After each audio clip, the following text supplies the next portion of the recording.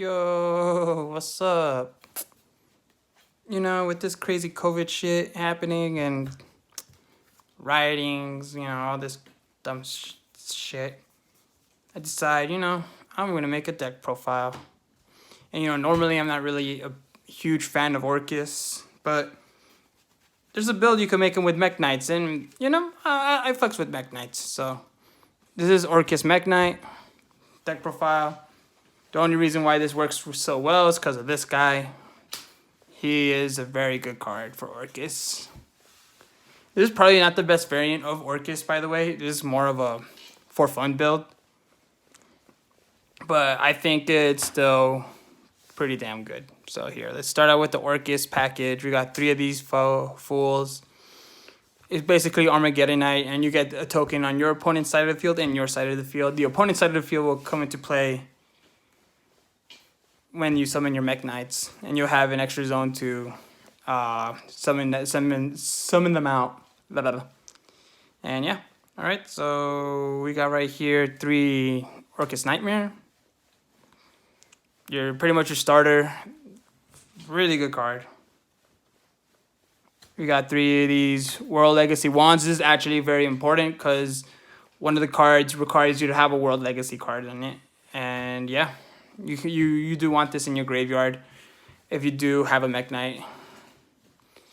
Let's see. We got 2 of Symbol Skeleton. If you run Babel, this is like the Babel card. Like, oh, affected this, and then you get your Ding Dong, and you fucking send the cards. And you got this guy. He's just to unbreak your hand. You could summon him and get out freaking the Karibo, the Link kind. So for the Mekk-Knight package, we got ourselves 3 purples, 3 blues, and 1 indigo. So I might cut the 3 down to 2 for blue. I feel like he's not as good as purple, and because originally I'm thinking because you don't search turn 1 if you get him out.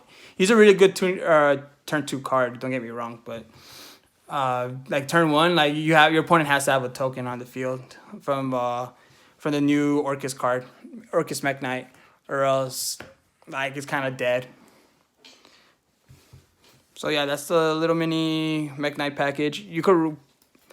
I would prefer to play this deck going first, but you can play it second with your Mekk-Knight engine. So we got right here 3 scrap recyclers. Yeah, I mean, it's the best card in the deck, bro. Like, you dump, and you fucking blah, blah, blah, and you go off. You got 1 scrap golem. You do run the scrap engine in this. I feel like it's too easy to abuse. It's very, very good. You make a bunch of links and just crap on their face.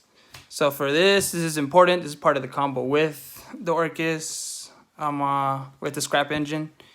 1 Jet Synchron, why not? He's broken. And this guy, because you could equip it to you could make combos where you can make this guy viable, and it'll hurt your opponent so hard.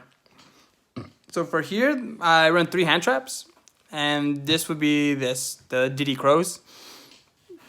In my opinion, it's the best hand trap to get. 1, because you could banish it with Allure of Darkness is a target, and 2, like, I mean, not really Emancipators uses it, but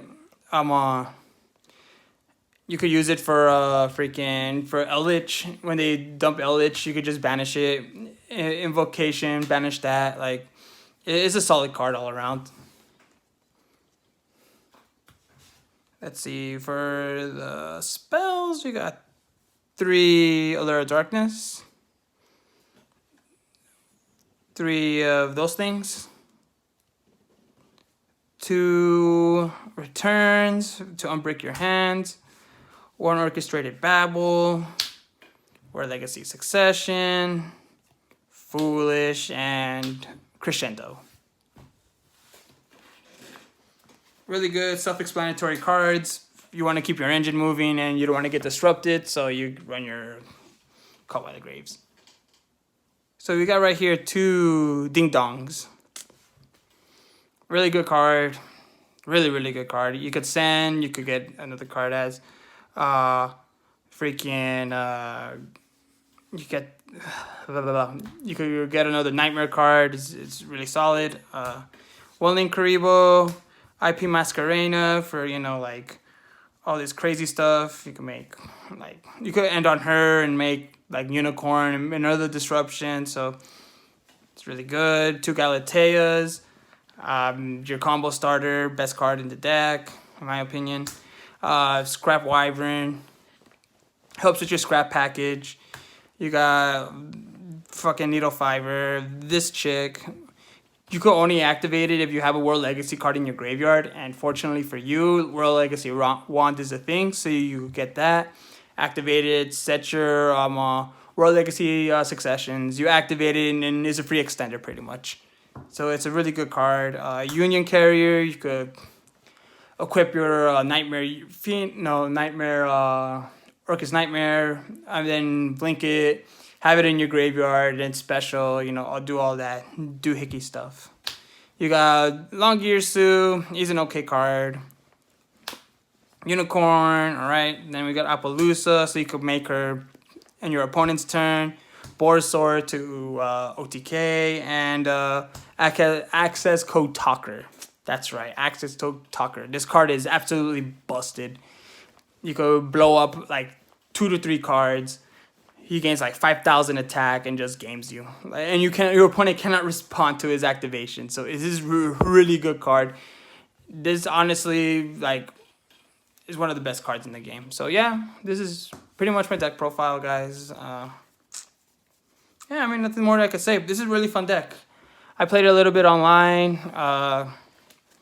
And I mean, it does have its matchups problems, but I think overall this is a pretty solid deck. It's really normal summon reliant, so those Call by the Graves come in clutch. Once that new cross designator comes out, I definitely would be trying to find room to run it. And yeah, guys, I will probably make another deck profile. I guess Heroes. Yeah, Heroes seems pretty good. Yeah, poop poop caca.